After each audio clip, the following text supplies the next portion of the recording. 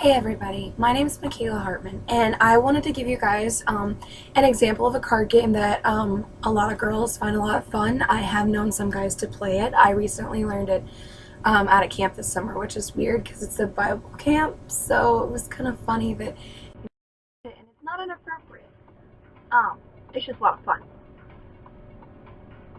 So, what I'm going to do is I'm going to show you how to play a game called Fortune.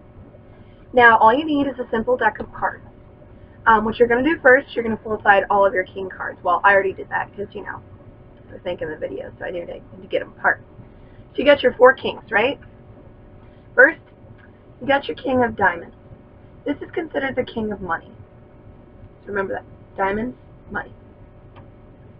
Next, you've got your king of clubs. King of clubs is considered the king of problems. Clubs, problems. Next, you've got your king of hearts, which we all know hearts, love, exactly. So your king of hearts is king of love. Love, hearts. And last but not least, your king of spades. Spades is childbearing. So this is the king of childbearing. What you're going to do first is you're going to mix up your kings. Now, for those of you who have never played Fortune before, you can play it with yourself, but it's also kind of fun if someone else does the cards for you, because then it makes it a little bit more like, what is it? Or if you get the wrong one, you're not like, oh, I'm going to switch it. So you can get the one guy that you really like. So, for example, what we're going to do is we're going to pick, you pick 4 guys. So, I'm not going to use the guys I normally use because that's just a little weird for me, but I would, but since they might even see this video, that'd be a little awkward too. So, anyway, let's pick Joe. Joe, he is the king of money. So what you do is you're going to lay out your kings in front of you. Now, you can't see the thing very well, so I'm going to tilt my computer screen after a little bit once I get the board set up. Okay, so what you're going to do is you got Joe. Joe is the king of money. You lay him down.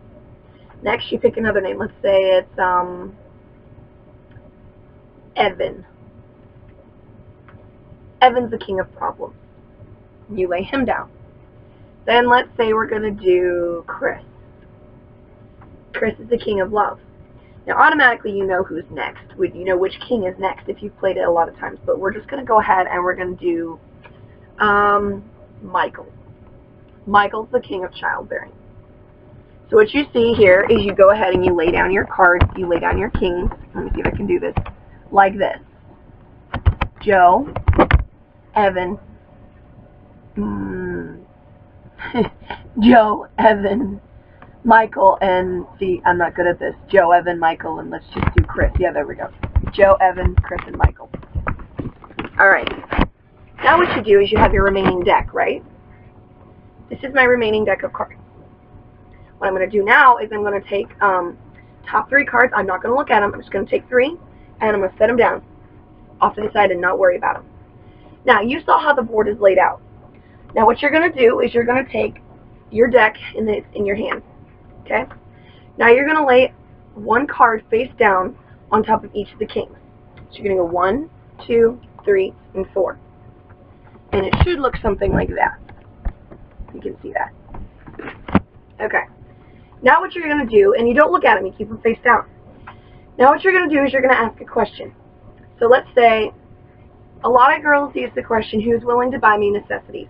Who is willing to go to the store when I'm pregnant and I'm craving, when I get pregnant, not now, or buy me necessities like tampons and pads? Who's willing to do that?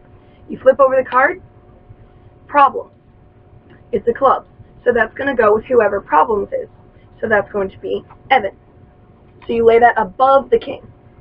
Like so. Okay. Now you're going to lay out another card on top of each of those. So 1, 2, 3, and 4. Now you're going to ask your next question. So a lot of people don't feel comfortable using the word sex, which I don't really, but in order to help you understand, this is just how the game works. I'm not necessarily okay with, this whole thing, but it's just kind of a fun thing. I thought maybe some girls might like to play because, I'm 19, so this can get a little bit, it's kind of a little more childish, but it's still kind of fun, just if you still get those butterflies, which I'm sure most girls my age still do. So we use the word who likes to have fun, meaning who likes sex. I know it's weird. Yeah. I know. Alright, who likes to have fun? Once again, clubs. So we stick that by clubs, and that's Evan. You continue to do this, and I'm just going to keep going asking questions, and then I'll explain when we get to the next step. So, who will be my best friend, but also be romantic? Childbearing. So that's Michael. Keep going with the 4. Who will love me for me? Childbearing. Michael. Alright, keep going. Who wants kids? Problem. So that will be Evan. Keep going. Then we're going to do, let's see, who will support me in my decisions? Childbearing. So Michael. Then, let's see, who will follow God all the days of his life? And that's one of my favorite questions. Spades, childbearing, Michael. And it's perfectly normal for some of the guys not to get any, and for two of the guys to get them all. And this is also a brand new deck of cards, and I really have shuffled it up. Like, I spent like 5 minutes shuffling it. And it really doesn't matter if you have all of your cards next to each other. Like, if you try to play on your cards, it's not going to work unless you specifically sit down and say, hey, this is how the game's going to work. So don't even try planning it. It's more the fun if you don't. So the next question. Who will never cheat on me? Michael. Now my last question. I have to make it a good one. Who will be a loving father and an adoring husband? Last but not least, so we have got Joe.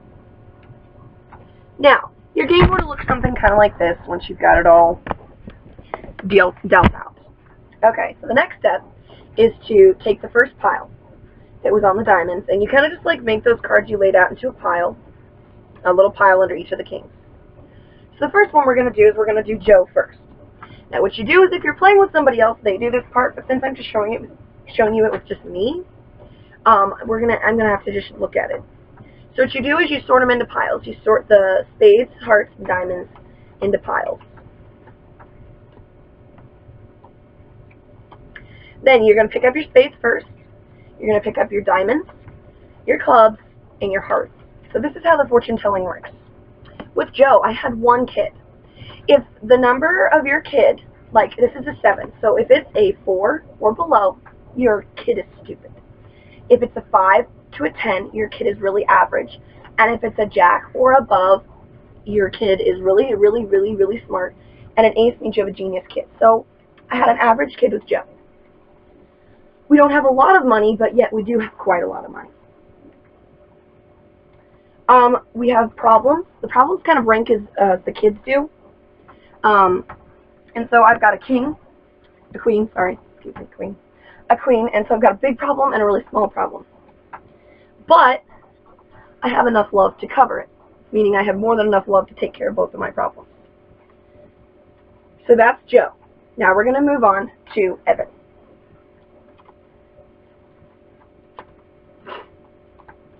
Okay, so your kids, your money, your problems, your love. So with Evan, I have 3 kids. All of them are average. I really have like quite a lot, but also kind of not. So I'm kind of more than average amount of money. So I'm pretty satisfied. I have 2 medium-sized problems, and I don't have enough love. So this is basically telling you that Evan's probably not your match. Just saying. Now we're going to move on to Chris.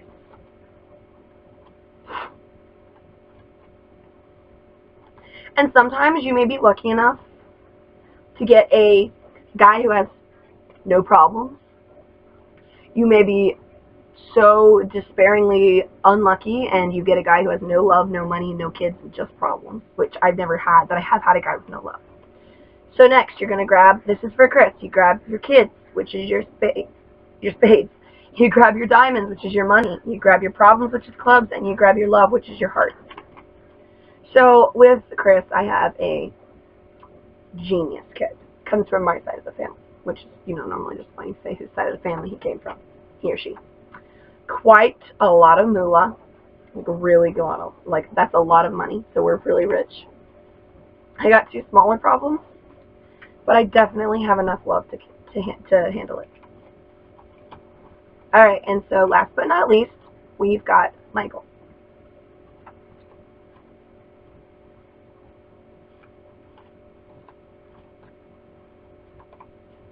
So once again, pick up your kids with your spades, money, diamonds, problems, clubs, and love, hearts. So I had two, like I had a really, really smart kid and an average kid with Michael. I don't have a lot of money. We're pretty poor, but we're okay. We're making it. I have a really big problem and an average problem, but I have enough love, more than enough love to cover it. So after you get done with this part of it, it's kind of like interesting to see which guy did best. So out of Joe, Evan, Chris, and Michael and Chris are the ones that did the best. Now, you remember at the beginning of the game when I told you that after you lay your kings out to set aside 3 cards? Well, that's what I did, right? So what we're going to do is we're going to grab our 3 cards. Now, don't look at them. If you're playing with somebody else, they might span them out like this and say, draw a card, and this is this. What I'm going to do for my sake is I'm just going to draw off the top. So there's the 3 questions you're going to ask. The first one is, who will you date? Who will you love? And last but not least, who will you marry? So, first question, who will I date? Problem, I will date Evan. And you just sit it on top of the king when you lay it down. Who do I love? I love Joe. Now, who will I marry? I will marry Chris. Now, the fun of this game is, you know, you can pick those guys that you have crushes on. Like, there is one guy in particular I have a crush on. And then there's 2 that are kind of like, you know, not crushes, but they're like those really cute guys that you can, like, be friends with and you can laugh and giggle and be a girly girl around and then, you know, it's just fun. And one of them is not like just a person just to stick in there. He's kind of cute too. But what you do is you don't necessarily, like, when you're playing this game, don't go with this thinking that this is what's going to be happening the rest of your life. Don't go up to your guy and say, hey, Joe, I'm going to marry you, so, yeah, just be prepared for that. And he's going to look at you like, what the heck was wrong with her? Like, no, you don't go up to the guy who wins something in your game and say, hey, you and I are going to date. I'm not going to love you or marry you, but we're going to date. You go to the next guy and say, I'm not going to date you or marry you, but I'm going to love you. And then go to the last guy, I'm not going to love you or date you, but I'm going to marry you. It's kind of just like okay, if you seriously go up to a guy and say that, you got issues because you don't, that's not how this works. And there's something you need to remember about this. This is a fun game for you to play, but don't go freaking guys out, okay? I'm sure there's lots of guys who will find this like, this is pretty interesting. I know while I was at camp, we had one guy who was, he was like, he's 13, and so some of the campers were like 10 or 11, and he was a staff member. And so, like, they used him as one of the guys of the game because he was closer to their age. Now, some of them, that doesn't necessarily mean they like him, but, you know, you want to be appropriate in this, too. So I'm 19. I'm not going to use a 13-year-old kid, okay? I will give you a hint. The guys that I like, 2 of them are 18. 2 of the guys I use. The guy likes 18, but 2 of the guys I used are 18 and 2 are 16 when I play. So, and it's even fun if you want to, like, keep a notebook. Like, I, for example, keep a notebook, and I write down, like, in my notebook, I write down, like, the heart, the spades, the diamonds, and the clubs, and I put how many times that guy gets it. And then, depending on which guy gets the best score, I put a star by his name after each game to see who gets the best score. And then I tally love, marry one guy. I've played, like, 7 games and have, like, 40 kids. So, it's, like, you know, it's a fun game, but don't take it to an extreme, and don't let it ruin you or your friends or a guy that might have an interest, but because you put yourself out there too much, he's kind of like, no, not happening. So just kind of remember that. And then, like, I just kind of, like, I was looking for this game, instructions for this game, and I couldn't find it. And so I thought I'd just, like, make this video. I know I talk a lot, in case you didn't know. Most of you, if you look on my channel, and I'm going to post this on Facebook, and you see this, you're going to be like, yeah, that's Michaela. That's totally her. Okay, so yeah, it is. And I apologize for that. But I thought I'd make a fun video for you guys and just explain how to play Fortune. I hope you enjoy it, and I hope you try it. And just remember that this is just a fun game. Don't take it too seriously. Have fun. Love you guys. Ciao.